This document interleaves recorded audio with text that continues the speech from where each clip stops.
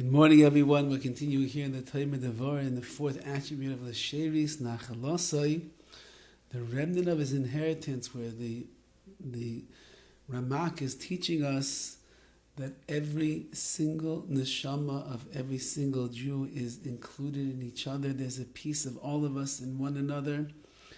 We're like one massive soul that was split up into different pieces, but a piece of us is everywhere.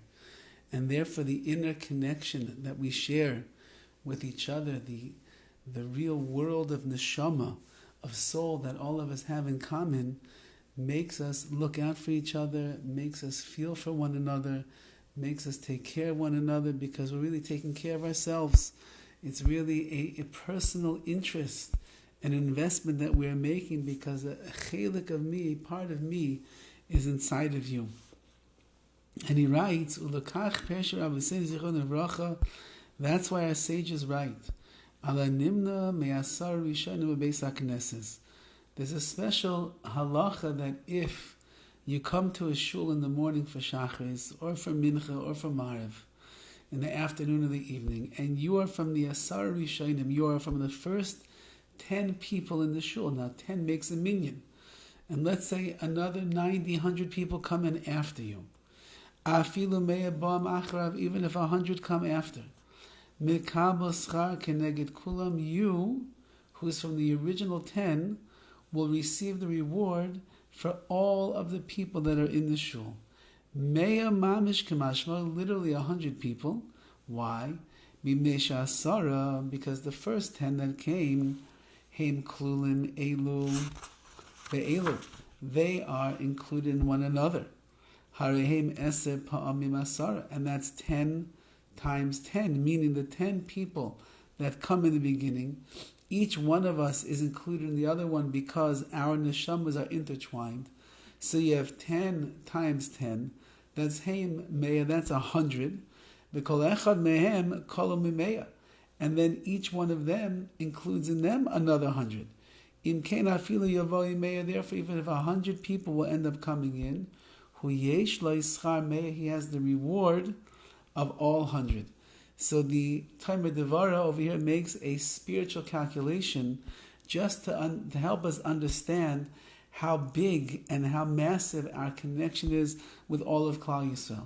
The first 10 people will come to shul. It looks like it's only 10 people, but it's not true. Each one is invested in the other. So it says the DEVORAH, that's 10 times 10 in actuality. And 10 times 10 is 100. So you already have, in the spiritual terms, you have 100 people that are sitting there or standing there in shul. And that means that even if another 100 people would come, you are going to receive the reward of all 100, because it's already as if there's 100 people that are in that shul together with you. It's like there's 100 neshamas that are already gathered to pray and daven to HaKadosh Baruch Hu. So whether there's 100, whether there's 1,000, whether there's 2,000, you are intertwined in the neshama of each and every single one that is there, and therefore you'll get the reward of all of the neshamas, all the souls, all the people that are coming together to daven. So when Chazal tell us, B'roiv am hajas melech, that the more Jews that gather and assemble together to do the mitzvahs, the greater glory there is to Hashem.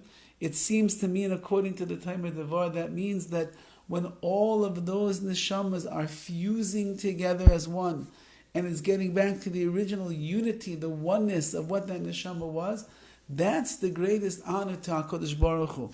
When we are together, ba'achdus, as one, when we gather around in harmony to serve HaKadosh Baruch Hu, and we fuse together the neshama, we're no longer 100 Jews that are each doing their own thing, or 1,000 each doing their own thing, or even 25 that each doing their own thing. We are all together as one neshama coming back in unison, and therefore that's the greatest honor, that's the greatest glory to Hashem. When a father looks at his children and he sees Rachmana litzlan, they are disparate and they are separate from each other, even if they're all in the same room. Let's say he has 10 children and they're all sitting in the same room by his Shabbos table, and yet no one's really getting along. So they're all 10 people that are there.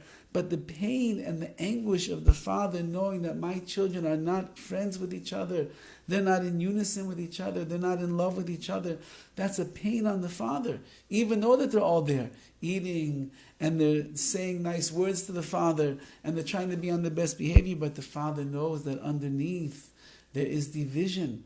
But if all of those children are sitting at the table and everyone's getting along and everybody loves each other and everybody respects each other and everyone's looking out for the best in each other, the Nachas Ruach, the pleasure that the father has from that gathering of his children is amplified because of the unity that exists.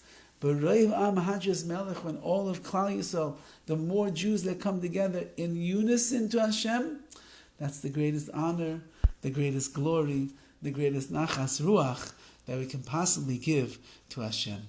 Have a wonderful day.